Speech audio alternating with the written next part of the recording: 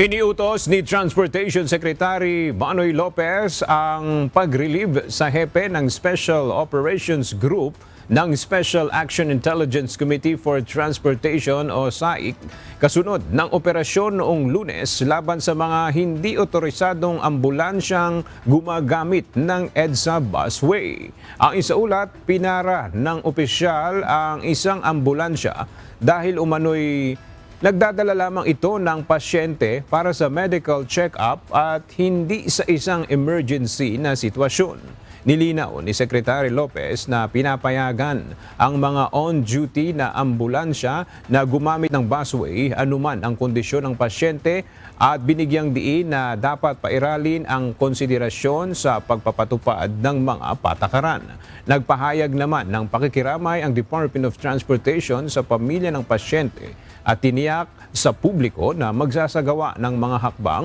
upang masigurong makatao at nakatuon sa kaligtasan ng mamamayan ang pagpapatupad ng mga pulisiya sa transportasyon.